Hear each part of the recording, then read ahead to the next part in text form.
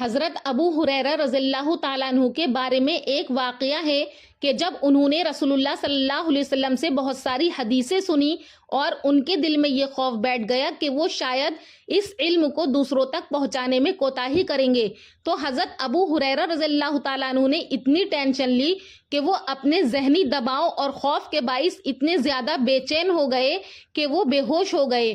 اسی طرح کا آج میں ایک واقعہ آپ کی خدمت میں لے کر آئی ہوں، لہٰذا ویڈیو کو آخر تک ضرور سنیے گا۔ خشیت الہی اور خوف قیامت صحابہ کرام کا خاص وصف ہوتا تھا۔ حضرت ابو ہریرہ ہر وقت خدا کے خوف سے لرزتے رہتے تھے۔ خوف خدا اور قیامت کے احتساب کے ذکر سے چیخ مار کر بے ہوش ہو جاتے تھے۔ ایک بار کا واقعہ ہے کہ شقیہ ازبہی مدینہ آئے، دیکھا کہ ایک شخص کے ارد گرد بھیڑ لگی ہوئی ہے، پوچھا کہ یہ کون ہے؟ تو لوگوں نے کہا کہ ابو ہریرہ رضی اللہ تعالیٰ عنہ ہیں۔ چنانچہ یہ ان کے پاس جا کر بیٹھ گئے۔ اس وقت حضرت ابو ہریرہ لوگوں سے حدیث بیان کر رہے تھے۔ جب حدیث سنا چکے اور مجمع چھٹا تو انہوں نے ان سے کہا کہ رسول اللہ صلی اللہ علیہ وسلم کی مجھے بھی کوئی حدیث سنائیے، جس کو آپ نے حضور سے سنا ہو، اس کو سمجھا ہو۔ تو حضرت ابو ہریرہ رضی اللہ تعالیٰ عنہ نے کہا کہ میں آپ کو ایسی ہی حدیث بیان کروں گا۔ یہ کہا اور چیخ مار کر کے بے ہوش ہو گئے۔ تھوڑی دیر کے بعد ہوش آیا تو کہا کہ میں تم سے ایک ایسی حدیث بیان کروں گا جو آپ نے اس گھر میں بیان فرمائی تھی، اور اس وقت میرے اور آپ کے سوا کوئی تیسرا شخص نہیں تھا۔ اتنا کہا پھر زور سے چلائے اور بے ہوش ہو گئے۔ افاقہ ہوا تو منہ پر ہاتھ پھیر کر کہا میں تم سے ایسی حدیث بیان کروں گا جو حضرت صلی اللہ علیہ وسلم نے اس گھر میں بیان فرمائی تھی، اور وہاں میرے اور آپ کے سوا کوئی نہیں تھا۔ یہ کہا اور چیخ مار کر غش کھا کر منہ کے بل گر پڑے۔ شقیہ ازبہی نے تھام لیا اور دیر تک سنبھالے رہے۔ ہوش آیا تو کہا کہ رسول اللہ صلی اللہ علیہ وسلم نے فرمایا تھا کہ قیامت کے دن جب خدا بندوں کے فیصلے کے لیے اترے گا تو سب سے پہلے 3 آدمیوں کو بلایا جائے گا، ایک عالم قرآن، دوسرا اللہ کی راہ میں قتل ہونے والا شخص، اور تیسرا مالدار شخص۔ پھر اللہ تعالیٰ عالم سے پوچھے گا کیا میں نے تجھ کو قرآن کی تعلیم نہیں دی؟ تو وہ کہے گا کہ اللہ دی تھی۔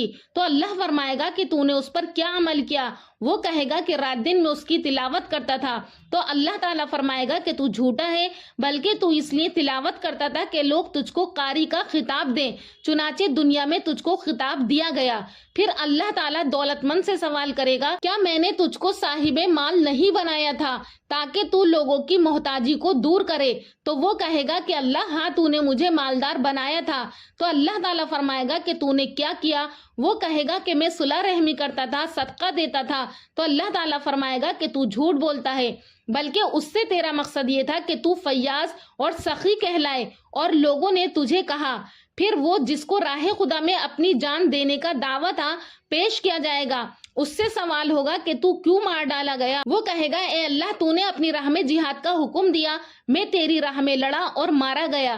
تو اللہ تعالیٰ فرمائے گا کہ تو جھوٹ کہتا ہے، بلکہ تو چاہتا تھا کہ تو دنیا میں جری اور بہادر کہلائے۔ تو یہ کہا جا چکا۔ یہ حدیث بیان کر کے رسول اللہ صلی اللہ علیہ وسلم نے میرے زانو پر ہاتھ مار کر فرمایا کہ ابو ہریرہ سب سے پہلے انہی تینوں سے جہنم کی آگ کو بھڑکایا جائے گا۔ یہ حدیث ترمذی ابواب الزہد میں موجود ہے۔ ایک مرتبہ حضرت ابو ہریرہ رضی اللہ تعالیٰ عنہ کی موجودگی میں ایک شخص نے اللہ کی قسم کھائی کہ وہ ہرگز غلط بات نہیں کہے گا۔ حضرت ابو ہریرہ رضی اللہ تعالیٰ عنہ نے اس پر کہا کہ تم اگر جھوٹی قسم کھاؤ گے تو تمہاری روح اللہ کے عذاب سے نہ بچ سکے گی۔ اس پر وہ شخص حیران ہو گیا اور حضرت ابو ہریرہ سے پوچھا کہ آپ اتنی سخت بات کیوں کہہ رہے ہیں؟ تو حضرت ابو ہریرہ نے فرمایا تم سے زیادہ مجھے اس بات کا خوف ہے کہ میں کہیں اللہ کی قسم کو غلط طریقے سے نہ بولوں، کیونکہ اس کا حساب بھی دینا پڑے گا۔ حضرت ابو ہریرہ نے حدیث کی تعلیم دینے کے لیے بہت محنت کی ہے۔ ایک مرتبہ انہوں نے اپنے شاگردوں کو ایک حدیث سکھائی اور کہا کہ اگر تم میرے بعد یہ حدیث دوسروں تک پہنچاؤ گے تو تمہاری کوششیں تمہیں اللہ کے یہاں بڑا انعام دلائیں گی۔ حضرت ابو ہریرہ علم کو پھیلانے کے لیے ہمیشہ کوشش کرتے رہتے تھے، اور انہیں یہ خوف تھا کہ کہیں کوئی صحیح بات چھوٹ نہ جائے۔ حضرت ابو ہریرہ رضی اللہ تعالیٰ عنہ کی زندگی کا ایک اور واقعہ یہ ہے کہ ایک دن انہوں نے کہا کہ میں نے رسول اللہ صلی اللہ علیہ وسلم سے بہت سی حدیثیں سنی ہیں، لیکن مجھے اس بات کا خوف ہے کہ جو کچھ میں نے سنا ہے وہ لوگوں تک صحیح طریقے سے نہ پہنچے۔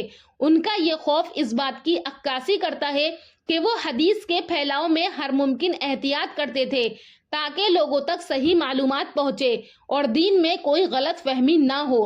حضرت ابو ہریرہ رضی اللہ تعالیٰ عنہ کو عبادت سے خاص ذوق تھا۔ شب بیداری آپ کا محبوب مشغلہ تھا، خود بھی شب بیداری کرتے تھے، یعنی رات کو جاگتے اور گھر والوں سے بھی رات کو جاگنے کو کہتے تھے۔ آپ کا کنبہ 3 آدمیوں پر مشتمل تھا، ایک خود تھے، دوسری بیوی اور تیسرا خادم۔ یہ تینوں باری باری سے اٹھ کر ایک تہائی شب میں نماز پڑھتے تھے، ایک ختم کر کے دوسرے کو جگاتا اور دوسرا تیسرے کو، اسی طریقے سے تینوں مل کر پوری رات نماز میں گزار دیتے۔ ہر مہینے کے شروع میں 3 روزے رکھتے تھے، اگر کسی سبب سے شروع میں نہ رکھ سکے تو آخر میں پورے کرتے۔ ارکان عبادت کو پورے شرائط کے ساتھ ادا کرتے تھے، بلکہ شدت احتیاط کے باعث اس میں مبالغے سے کام لیتے تھے۔ نعیم بن عبداللہ بیان کرتے ہیں کہ ابو ہریرہ مسجد کی چھت پر وضو کرتے تھے، میں نے دیکھا کہ ہاتھ اٹھا کر شانوں تک دھوتے اور مجھ سے مخاطب ہو کر بولے کہ نبی کریم صلی اللہ علیہ وسلم نے فرمایا ہے کہ قیامت کے دن میری امت کے وہ اعضاء جو وضو میں دھوئے جاتے ہیں چمکیں گے، اس لیے تم لوگوں سے جہاں تک ہو سکے اس کی چمک کو بڑھاؤ۔ اکرامہ راوی ہیں کہ ابو ہریرہ 12,000 تسبیحیں روزانہ پڑھتے تھے اور کہتے تھے کہ بقدر گناہ تسبیح کرتا ہوں۔ مزارب بن جز بیان کرتے ہیں کہ رات کو جب میں نکلا تو ایک دن تکبیر کی آواز سنی، قریب جا کر دیکھا تو ابو ہریرہ تھے۔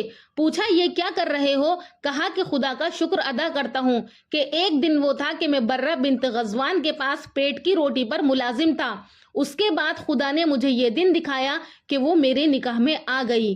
آپ تسبیح و تحلیل میں مصروف رہتے تھے، ایک تھیلی میں کنکریاں اور گٹھلیاں بھری رہتی تھیں جن پر وہ تسبیح پڑھتے تھے۔ جب تھیلی ختم ہو جاتی تو آپ اپنی لونڈی کو حکم دیتے، وہ اس کو بھر لاتی تھی۔ سامعین، یہ صحابہ کرام کا حال تھا کہ وہ اللہ کے خوف اور قیامت کے خوف سے کتنا ڈرتے تھے، اور ایک آج ہم ہیں کہ ہم اللہ کے خوف کی احادیث اور قیامت کے عذاب کے دردناک واقعات بھی سنتے ہیں، لیکن پھر بھی ہمارے اوپر اثر نہیں ہوتا۔ اللہ پاک سے دعا ہے کہ اللہ پاک ہمیں عمل کرنے والا بنائے اور ہر چیز سے نصیحت حاصل کرنے والا بنائے، اور اگر ہمیں بھی کوئی حدیث یاد ہو تو حضرت ابو ہریرہ رضی اللہ تعالیٰ عنہ کی طرح ہم بھی اسے دوسروں تک پہنچائیں۔ میرا ویڈیو بیان کرنے کا مقصد بھی آپ لوگوں تک اپنی نالج کو شیئر کرنا ہے کہ مجھے بھی جو بات نبی کریم صلی اللہ علیہ وسلم کی حدیث کی طرف سے معلوم ہے وہ میں آپ تک پہنچا دوں۔ امید کرتی ہوں کہ آپ کو ہماری ویڈیو پسند آئی ہوگی۔ اگر پسند آئی ہے تو ہمارے چینل نوری اسلامک ٹیوبر کو سبسکرائب کریں، ویڈیو کو شیئر کریں۔ انشاءاللہ پھر ملاقات کروں گی اگلی ویڈیو میں، تب تک کے لیے اللہ حافظ۔